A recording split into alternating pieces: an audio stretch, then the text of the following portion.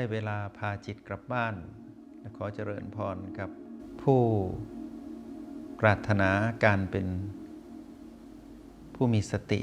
และพ้นจากทุกข์ได้จริงทุกท่านทุกดวงจิตวันนี้จะนำคำว่าโปรแกรม My Retreat โปรแกรมหรือที่เราเรียกว่าย่อๆว่า MRP หรือเรียกสั้นๆเป็นภาษาเราว่าการโปรแกรมการพาจิตกลับบ้านหมายถึงโปรแกรมที่ใช้ในการพัฒนาจิตให้มีกำลังตั้งมั่นอยู่กับปัจจุบันขณะโดยใช้ทักษะการเจริญสติด้วยวิธีสังเกตลมหายใจอันเป็นวิชาของพระพุทธเจ้าเป็นพื้นฐานในการพัฒนาก็แปลว่าการพาจิตกลับบ้านกลับจากไหนกลับจากอดีตกลับจากอนาคตแล้วมาอยู่กับปัจจุบันอะไรที่จะพาจิตนั้นกลับมาอยู่กับปัจจุบันได้คำตอบก็คือสติแล้วจะพัฒนาสตินั้นได้อย่างไรคำตอบก็คือเราจะใช้วิธีของพระพุทธเจ้าที่เรียกว่าอานาปานสติเป็นพื้นฐานในการฝึกอบรมให้จิตนั้นมีกำลังของสติคอยเตือนและทำให้สตินั้นมีกำลังที่จะเตือนจิตได้หยุดทุกเวลาทุกขณะให้มาอยู่กับปัจจุบันได้โดยใช้เครื่องมือที่มีอยู่แล้วในชีวิตของเราอันเป็นสัญญาณชีวิตก็คือลมหายใจให้จิตนั้นมาอยู่กับลมหายใจมาสังเกตความเปลี่ยนแปลงของลมหายใจแล้วใช้ทักษะการอยู่นิ่งเพื่อไม่ให้จิตนั้นวิ่งไปอยู่ไกลถึงอดีตและไกลถึงอนาคตให้มาใช้ชีวิตเรียบง่ายที่ลมหายใจทีนี้ถามว่าลมหายใจนั้นมีประโยชน์มากขนาดนั้นเชียวหรือคำตอบก็คือมีประโยชน์มากมายและมากเกินกว่าที่เราจะคาดเดาได้ลมหายใจเป็นสัญญาณชีวิตเพราะมีชีวิตเราจึงมีลมหายใจเพราะมีลมหายใจเราจึงมีชีวิตต่อเหล่านี้เป็นสมมุติบัญญัติก็คือชีวิตที่มีศีรษะหนึ่งมีลำตัวมีแขนมีขางอกออกมาและมีหนังหุ้มอยู่โดยรอบนี่เราเรียกว่าชีวิตชีวิตนี้เรียกอีกอย่างหนึ่งในภาษาธรรมว่าขันธ์ห้าคือรูปและนามหรือเรียกว่ารูปเวทนาสัญญาสังขารวิญญาณรวมกันเรียกว่าหนึ่งชีวิตชีวิตที่ประกอบกันเป็นขันธ์ห้าอยู่นี้เราเป็นจิตวิญญาณดวงหนึ่งที่เป็นสมมุติเหมือนกันมาอยู่ครองอาศัยตั้งแต่วันที่พ่อและแม่ของเราท่านแบ่งก้อนธาตุให้กันเป็นขันธ์ห้าแล้วเราก็มาอยู่ทันทีที่เรามาอยู่เราก็มาครองขันธ์ห้านี้หรือชีวิตนี้เสมือนหนึ่งว่าเป็นของเราตลอดกาลแต่ความเป็นจริงเรามาอยู่เพียงชั่วคราวเท่าอายุไขเท่าบุญบารมีที่สะสมจะบันดาลให้เรามีลมหายใจไปเท่าไหร่เท่านั้นเองเมื่อเรารู้ว่าชีวิตเป็นสิ่งที่เรามาครองและลมหายใจเป็นสัญญาณชีวิตว่ามีชีวิตอยู่เราก็อาศัยลมหายใจนี้เป็นเครื่องเรียนรู้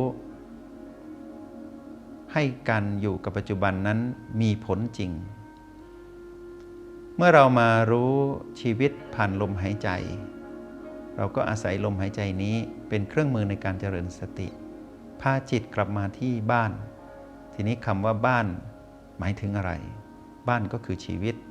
ตัวแทนของชีวิตคือลมหายใจลมหายใจพัดเข้าผ่านรูจมูกทั้งสองรูแล้วเข้าไปในโพรงที่มีโพรงเดียวแล้วก็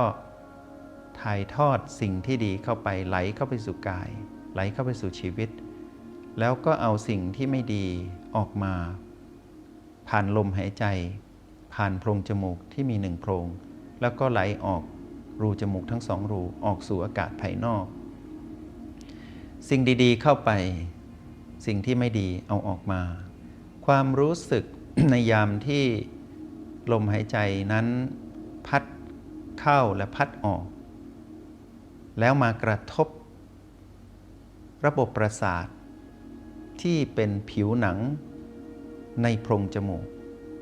การรู้สึกกระทบตรงนั้นจุดที่กระทบนั้นเราสมมติเรียกว่าบ้านของจิต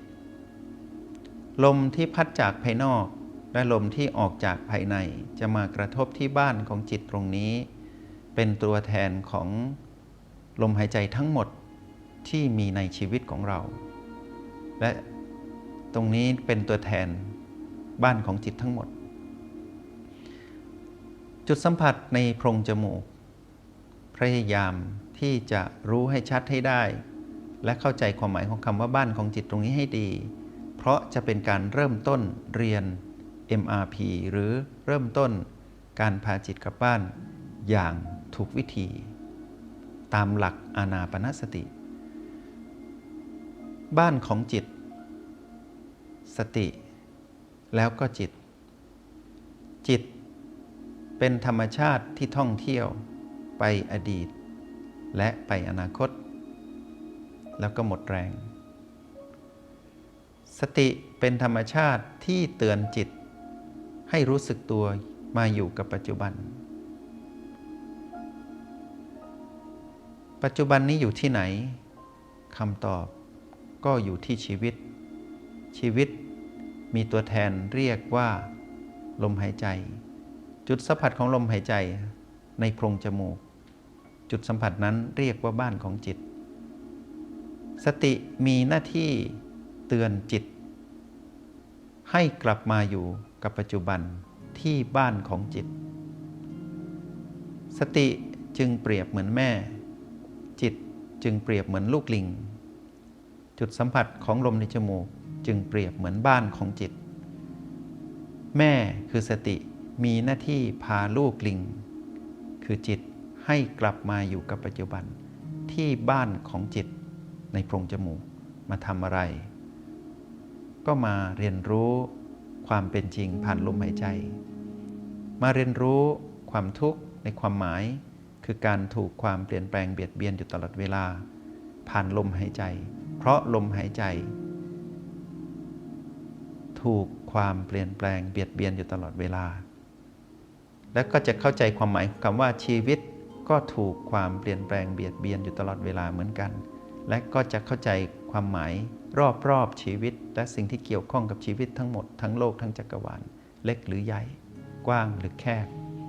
ว่าเป็นการถูกความเปลี่ยนแปลงเบียดเบียนอยู่ตลอดเวลาก็คือมาเรียนรู้ความทุกข์บนความจริงผ่านลมหายใจนั่นเองเมื่อสติเตือนจิตให้มาอยู่กับปัจจุบันแล้วสังเกตลมหายใจที่กระทบเข้าออกที่บ้านของจิตจะเข้าใจระบบการเปลี่ยนแปลงของชีวิตคือเข้าใจระบบของความทุกข์ทั้งหมดที่ปรากฏขึ้นณปัจจุบันขณะความฉลาดของจิตจะเริ่มเกิดขึ้นเขาจะเริ่มเที่ยวไปสู่อดีตและอนาคตน้อยลงเพราะเขารู้ว่าปัจจุบันนั้นสำคัญกว่าสำคัญและต้องอยู่ที่บ้านเพื่อเรียนรู้ตามความเป็นจริงให้ได้ท่องแท้ด้วยตนเองในยามนั้นจิตก็จะมีพัฒนาการที่ดีขึ้นเมื่อเขานิ่งอยู่กับปัจจุบันได้เขาก็เห็นโลกคือชีวิตตามความเป็นจริงว่าชีวิตตามความเป็นจริงเป็นอนิจจังทุกขังอนัตตาเมื่อเขาเห็นเป็นแบบนี้เขาก็เห็นว่าชีวิตเป็นสภาพมองผ่านลมหายใจว่าเกิดขึ้นตั้งอยู่แปรเปลี่ยนแล้วดับไปเขาก็คลายความถือมั่นเมื่อเห็นสิ่งทั้งหลายเกิดขึ้นและดับไปเห็นการเกิดดับของสรรพสิ่งและสิ่งที่เห็นชัดเจนที่สุดผ่านลมหายใจคือชีวิตเขาก็จะเริ่มคลายความถือมั่นจิตนี้จะมีความฉลาดก็แปลว่าจิตนี้มีความตั้งมั่นอยู่กับปัจจุบันได้ความหมายของการเป็นผู้มีสติอย่างถูกวิธีตามหลักของการพาจิตกลับบ้านในความหมายของ MRP ดังที่กล่าวมาก็จะมีความเข้าใจชัดเจนขึ้นด้วยตนเองก็ขอให้พวกเราได้เข้าใจความหมายของสิ่งนี้แล้วพากันเจริญสติด้วย MRP เราเป็นชาว MRP เหมือนกันคือพาจิตกลับบ้าน M แปลว่า mind หรือจิต แปลว่า retreat หรือถอยกลับ P คือโปรแกรมคือการเรียนรู้การพาจิตให้ถอยกลับจากอดีตและอนาคตมาอยู่กับปัจจุบันนั่นเอง ด้วยการพัฒนาสติตามหลักสติปัฏฐานของพระพุทธองค์ ขออนุโมทนาบุญและขอเจริญพร